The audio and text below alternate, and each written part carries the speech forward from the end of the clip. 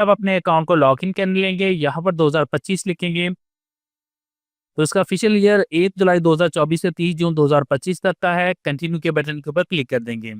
यहाँ पर हमने येस के ऊपर क्लिक करना है और कंटिन्यू के बटन के ऊपर क्लिक कर देंगे और यहाँ पर येस के ऊपर क्लिक कर एक्सेप्ट एंड कंटिन्यू के ऊपर क्लिक करेंगे तो हमारे सामने जो है वो नॉर्मल फॉर्म जो है वो ओपन होके आ जाएगा।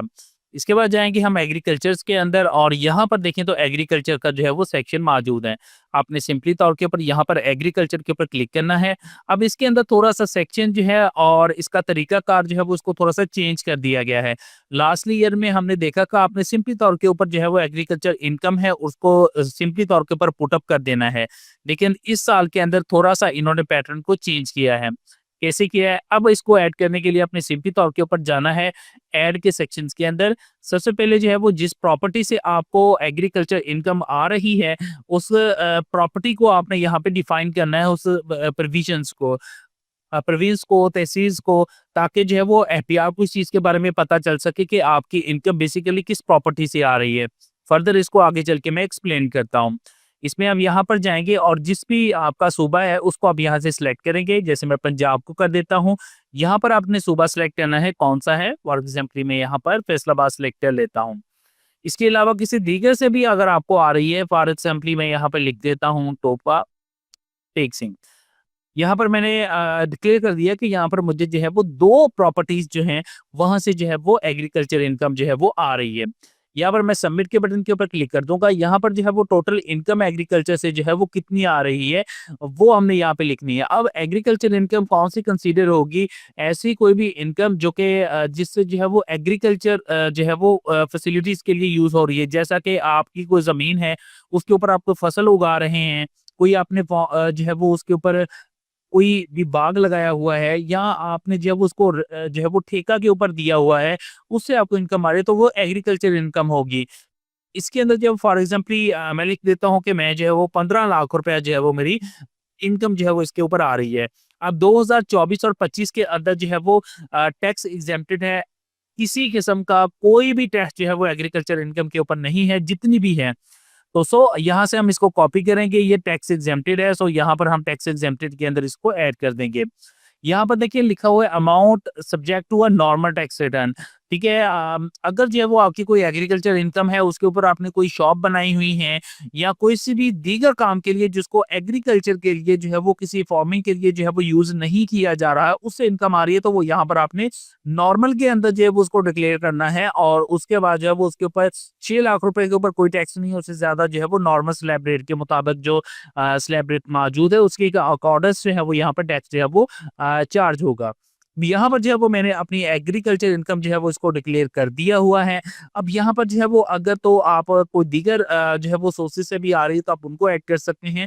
लेकिन क्योंकि ये वीडियो मेरी स्पेसिफिकली जो है वो एग्रीकल्चर इनकम के हवाले से है, ऐसे लोग जिनकी इनकम सिर्फ एग्रीकल्चर के सोर्सेस से आती है, उन्होंने कैसे रिटर्न फाइल करनी है, उन सेक्शंस के रिलेटेड है। तो यहाँ पर जो है वो आपने एग्रीकल्चर इनकम को यहाँ पे शो कर देना है। उसके बाद जाएँगे टैक्सेबल के अंदर और कंप्यूटेशंस के अंदर जाता तो यहाँ पर देखिए 15 लाख के ऊपर भी किसी किस्म का कोई टैक्स जो है वो यहाँ पे मौजूद नहीं है। उसकी रीज़न ये है कि 2024 और 25 के अंदर जो है वो एग्रीकल्चर के अंदर किसी किस्म का कोई टैक्स जो है वो ऐड नहीं किया गया है।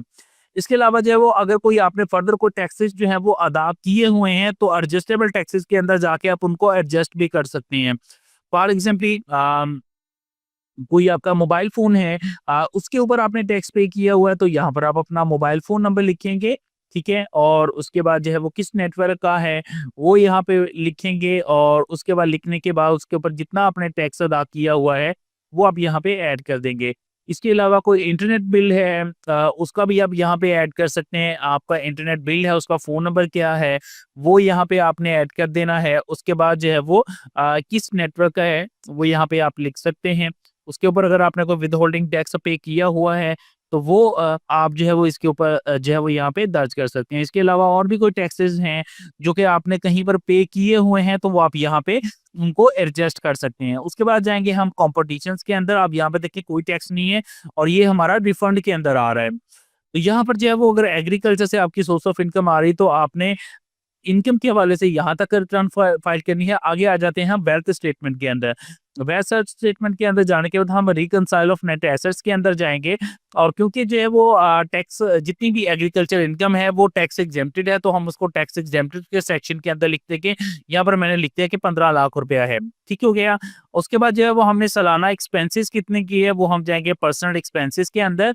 अब यहाँ पर वन बाय वन इसकी प्रॉपर शीट बना सकते हैं जिसके अंदर आपने रेंट जो है वो टैक्सेस के अंदर कितने दिए हैं, रेंट के कितने दिए हैं, कोई अपनी गाड़ी की मेंटेनेंस के कितने पैसे पे किए हुए हैं, ट्रैवलिंग के इलेक्ट्रिसिटी के हवाले से वो तमाम यहाँ पर जो है वो आप स्पेसिफिकली जो है वो उसको आप प्रॉपर्ली जो है वो अपनी बैलेंस शीट बना सकते हैं। मैं यहाँ पर अदर हाउस होल्ड एक्सपेंसेस के अंदर डाल देता हूँ कि मैं 4,50,000 रुपया जो है वो मैंने एक्सपेंसेस जो है वो पूरे साल के अंदर किए हुए हैं। रिकंसाइल ऑफ नेट एसेट्स में आता हूँ तो यहाँ पर 15 लाख रुपए मेरी इनकम थी। उसके ऊपर 4,50,000 रुपया मैंने जो है वो मेरे पर्सनल एक्सपेंसेस हो चुके हैं। बाकी जो है वो 10,50,000 रुपया जो है वो अनरिकंसाइल्ड अमाउंट बचती है। इसको हम जाएँगे अपने पर्सनल एसेट्स के अंदर और यहाँ पर जाने के बाद हम इसको कैश के सेक्शन के अंदर जो है वो ऐड कर देंगे। अब यहाँ पर हम आते हैं तो हमारा अनरिकंसाइल्ड अमाउंट जो है वो यहाँ पे 0 आ चुकी है। ओके जी, अब हमने क्या करना है, अब हमने जो है वो अपने जो है वो अपनी पर्सनल एसेट से हमको डिक्लेयर करना है। इसमें वेस्ट स्टेटमेंट के अंदर के सबसे पहले हमने क्योंकि एग्रीकल्चर से हमें इनकम आ रही है तो डेफिनिटली हमारी एग्रीकल्चर प्रॉपर्टी भी मौजूद होगी। उसको ऐड करने के लिए अपने एग्रीकल्चर प्रॉपर्टी के ऊपर आना है। यहाँ पर जो है वो आपने प्रॉपर्टी का एड्रेस लिखना है। फॉर एग्ज़ाम्पल मैं यहाँ पर लिख देता हूँ।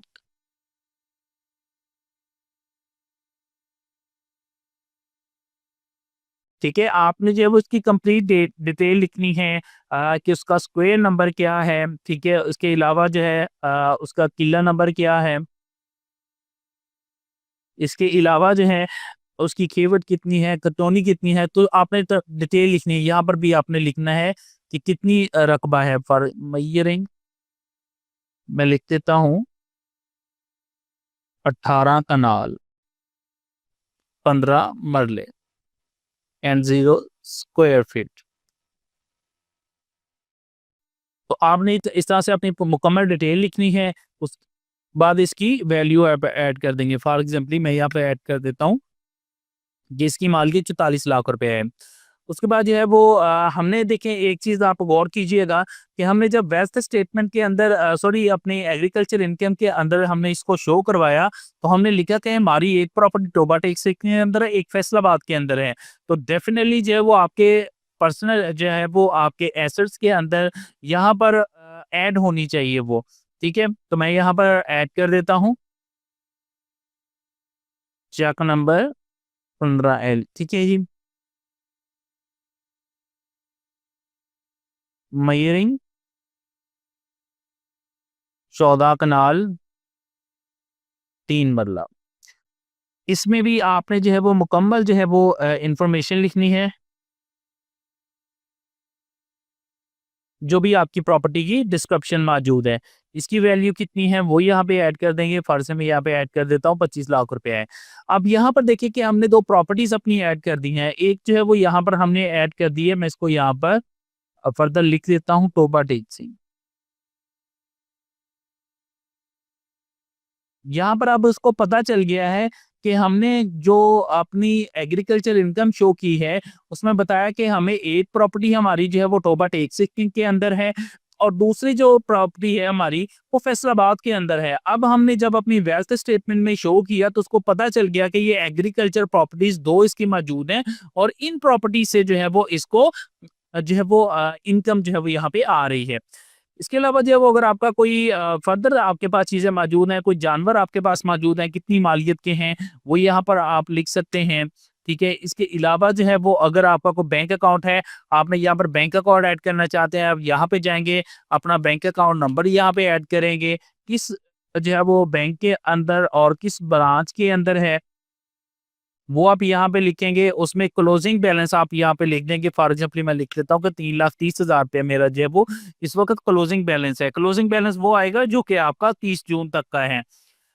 उसके बाद जो है वो अगर कोई आपके नाम के ऊपर कोई गाड़ी, कोई मोटरसाइकिल है तो उसको आप यहाँ पे ऐड कर सकते हैं। उसके लिए आपने यहाँ पर उसका नंबर लिखना है, ठीक है? और उसके बाद क्या चीज़ है वो आपको आप यहाँ पे लिख सकते हैं। उसका जो है वो मुकम्मल जो है वो इंजन नंबर, चेसी नंबर यहाँ पर लिख के उसकी वैल्यू है जो है वो यहाँ पर आप ऐड कर सकते हैं कि कितनी मालियत की है। उसके अलावा कोई आपके पास कीमती चीज़ें मौजूद हैं, वो आप यहाँ पे ऐड कर सकते हैं। हाउस होल्ड फायदा पर्सनल जो है वो आइटम्स के अंदर मोबाइल है, लैपटॉप्स हैं, वो आप यहाँ पे ऐड कर सकते हैं। और इसके अलावा जो है वो अगर आपके पास कोई अदर फर्दर एसेट्स मौजूद है तो आप यहाँ पे उनको ऐड कर सकते हैं। तो यहाँ पे ऐड करने के बाद मैं कैलकुलेट के ऊपर वो क्लिक कर देता हूँ। अब मैं जाता हूँ रिकंसाइल ऑफ नेट एसेट्स के अंदर, तो यहाँ पर देखिए हमारे पास जो है वो ये कुछ इनकम जो है वो शो हो चुकी है। अम, और इसके ये कौन-सी है, वो है जो कि यहाँ पर हमने शो की हुई है अपनी, ठीक है?